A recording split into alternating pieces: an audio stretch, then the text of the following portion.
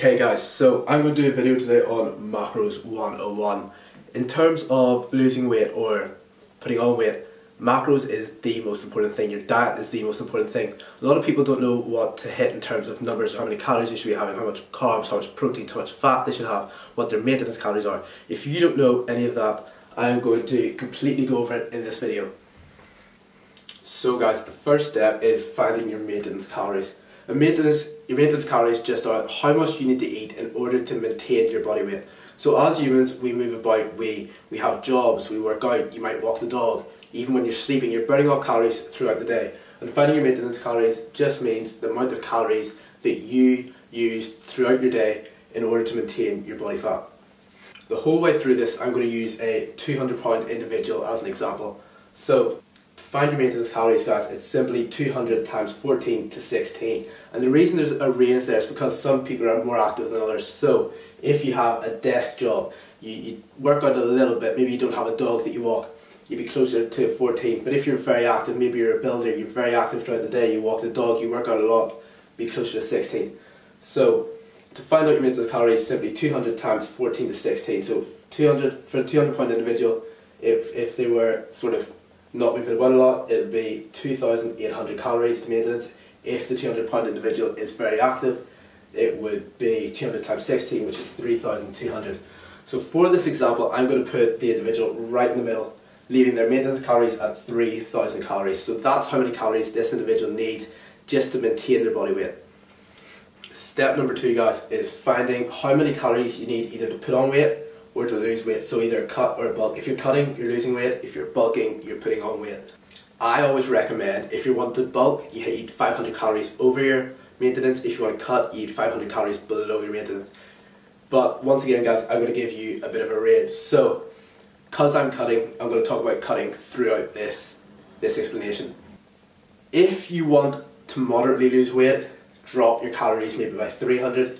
If you want to lose weight at a more aggressive rate, drop your calories by 600. Some people say you can go to 700 calories deficit, but personally it's not something I would recommend. I would always recommend 500 calories deficit. Remember guys, if you lift weights and you want to keep the muscle, it's not just about losing the fat as fast as possible. You also want to be able to maintain the muscle that you have. And I find you maintain the muscle you have better the less calories that you cut. So yes, you'll lose fat slower, but you're also more likely to hold on to the muscle that you have.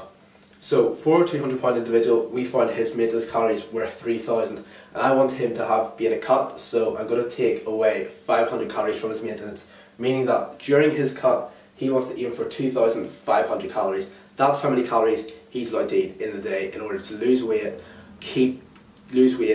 get abs, keep the muscle that he has. Okay, so there's 3 main macronutrients: carbs, proteins and fat.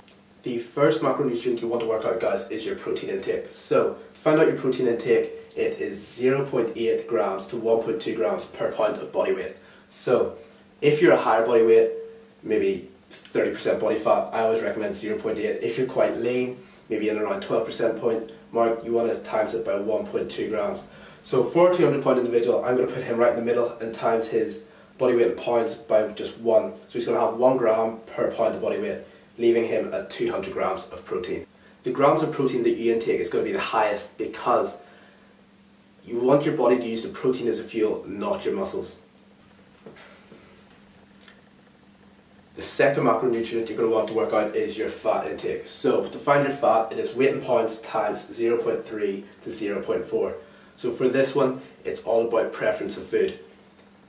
For me personally, I love high fat foods, but in terms of my performance in the gym, fats don't do a lot for me. I'd rather have less fats and more carbs.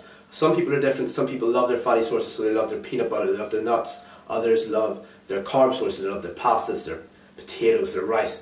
So this one is down to you. If you want your fats to be higher, 200 times 4 or 0.4. If you want your fats to be lower, 200 times 0.3. For our individual, I put him sort of not quite in the middle, quite low fats, because as I said, I like my carbs more. So 65 grams of fats is what I'm going to have the intake for this individual. The final macronutrient, guys, you're going to work out is your carb intake. So in order to do that, you need to know something. We've got our proteins, we've got carbs, we've got fat. Protein equals 4 calories per gram. carbs equals 4 calories per gram as well, and fats equals 9 calories per gram. Okay, so earlier we worked out our individual has 65 grams of fat. You're going to times that by 9 to find out how many calories that takes up. So when you times 65 by 9, that's 585. Our protein, our individual had 200 grams of protein. You're going to times that by 4 to find out how many calories their protein takes up, and that was 800. Then what you want to do next, after you find out how many calories your protein is, how many calories your fat is, you want to add those together. So when you add those two numbers together, you get 1,385 calories. Now earlier, remember we said our individuals' cut calories were 2,500. We've worked out that the calories from the fats and the proteins is 1,385. So you want to take those to get away from each other. So you want to start with their cut calories and take their calories from their fats and the proteins away from the cut calories to get the calories left, which is then 1,115. So that's how much calories they have left for carbs. And simply to find out how many grams of carbs they have, you divide it by 4 and you get left with 280.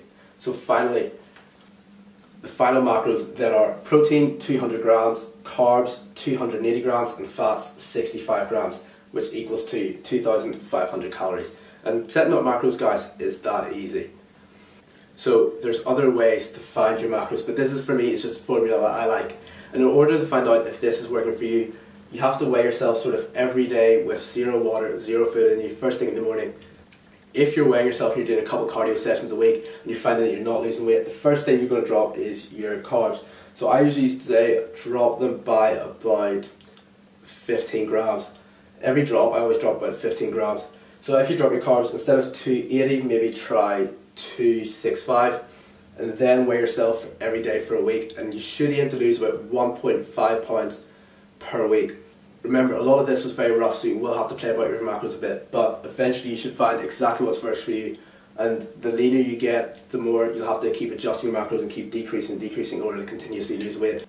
Guys, I hope you learned something from this video. Please give it a thumbs up, like, comment, subscribe, and I'll be bringing you guys more weight loss tips throughout my series, Me versus Me.